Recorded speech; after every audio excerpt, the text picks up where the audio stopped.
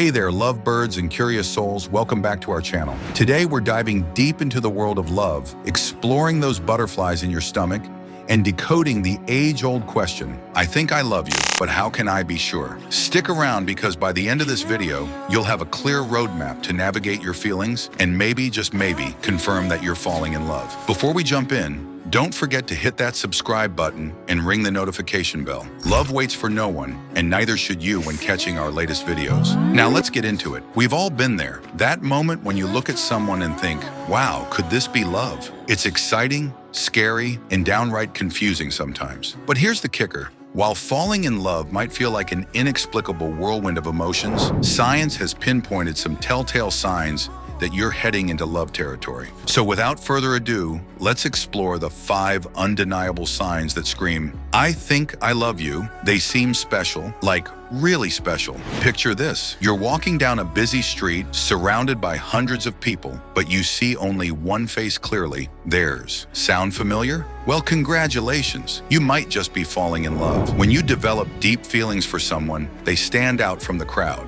It's like they're walking around with a spotlight on them, and everyone else fades into the background. You might find yourself thinking, wow, they're so unique, or no one else compares to them. But here's the fascinating part. This isn't just your imagination playing tricks on you. It's your brain going into overdrive. When you're falling in love, your brain releases a flood of dopamine. This little neurotransmitter is like the MVP of feel-good chemicals. It's the same one that gets released when we accomplish something awesome or bite into our favorite dessert. So when you focus on the person you're attracted to, your brain rewards you with a hit of dopamine. It's like your gray matter is giving you a big thumbs up and saying, yeah, keep thinking about them. This is good stuff. The downside? Well, all this dopamine can make you a little less objective. You might start to see your crush through rose-tinted glasses, overlooking their flaws and amplifying their positive traits. It's not that you're being deliberately blind. Your brain is just so focused on the good stuff that the not-so-great things don't register as much. 2, they seem perfect, even though nobody is. Okay, let's be honest for a second. We all know that nobody's perfect, right? But try telling that to someone who's falling in love. When you're in the early stages of love, your crush can seem like they've stepped straight out of a romantic comedy. Flawless, charming, and without a single annoying habit. This phenomenon is often called the honeymoon phase, and it's a wild ride. During this time, you're likely to notice all their positive actions, even the tiny ones, brush off or justify their shortcomings. Feel like you've hit the jackpot in the relationship lottery. But why does this happen?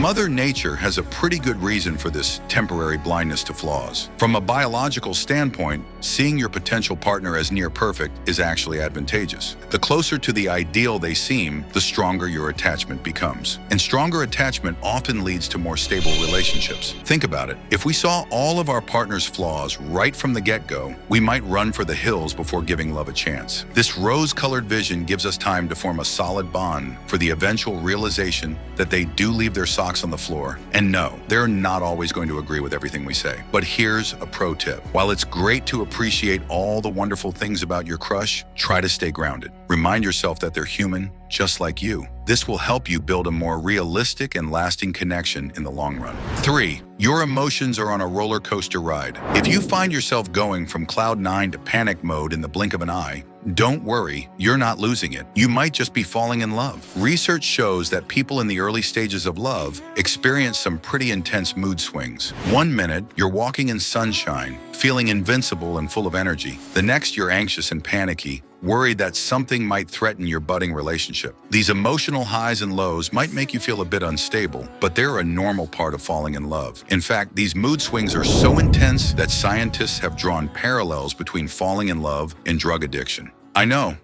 Comparing love to addiction doesn't sound very romantic, but hear me out. When researchers conducted experiments where they showed people in love photos of their beloved, the same areas of the brain lit up as those activated during drug euphoria. Wild, right? And it doesn't stop there. The possibility of separation from your loved one can trigger feelings similar to withdrawal symptoms in drug addicts. This explains why being apart from your crush can feel so painful and why you might experience physical symptoms like loss of appetite or trouble sleeping. But don't panic. These intense feelings usually mellow out over time as the relationship stabilizes. The key is to ride the wave and enjoy the excitement while it lasts. They're always on your mind. Have you ever zoned out during an important meeting only to realize you've been daydreaming about your crush for the last 10 minutes? Or maybe you keep checking your phone, hoping to see a message from them? If so, you might be experiencing one of the most classic signs of falling in love: constant thoughts about the other person. When you're falling for someone, they tend to take up prime real estate in your brain. You might find yourself replaying your last conversation in your head, planning what you'll say next time you see them, imagining future scenarios together, thinking about them first thing in the morning and last thing at night. This obsessive thinking isn't just you being lovesick, it's actually rooted in brain chemistry. Scientists have found that people in love have lower brain serotonin levels. Interestingly, this is similar to what's observed in people with obsessive-compulsive disorder, OCD. Now, before you start worrying that falling in love is giving you OCD, remember that this is a regular and usually temporary part of the falling in love process. Your brain is just really interested in this person and wants to keep them at the forefront of your thoughts. But here's a word of caution. While it's normal to think about your crush a lot, make sure it's not interfering with your daily life or responsibilities. If you can't concentrate on anything else, it might be time to take a step back and find some balance. 5. You're feeling a bit possessive.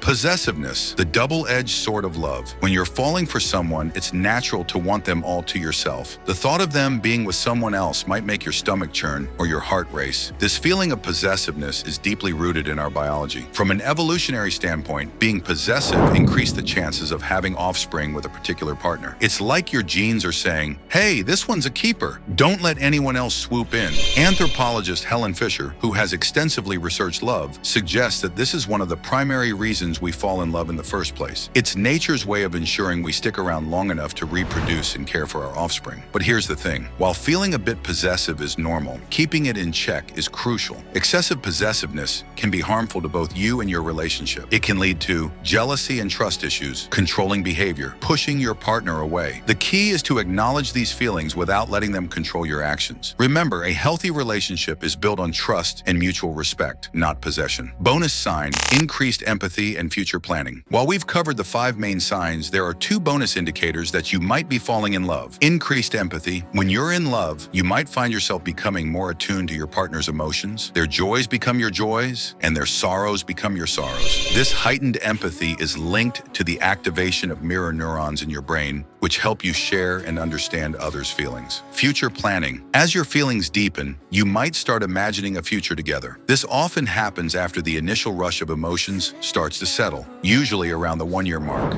At this point, your brain starts producing more oxytocin, the bonding hormone that helps form strong, lasting attachments. Wrapping it up. So there you have it, folks. 5 plus 2 bonus signs that scream, I think I love you. Remember, everyone experiences love differently, and there's no one-size-fits-all checklist for falling in love. These signs are just guideposts to help you navigate your emotions. If you're experiencing some or all of these signs, congratulations. You might just be falling in love. But remember, love is a journey, not a destination. Enjoy the ride, stay true to yourself, and don't be afraid to communicate your feelings when the time feels right. Before we sign off, let's do a quick recap of the signs. They seem special to you. They appear perfect temporarily. Your emotions are on a roller coaster. They're always on your mind. You're feeling a bit possessive. Bonus: increased empathy and future planning. Did you recognize any of these signs in your own life? Drop a comment below and share your experiences. And if you found this video helpful, don't forget to give it a thumbs up and subscribe to our channel for more insights into love, relationships, and personal growth. Until next time, keep your hearts open and your love lights shining bright.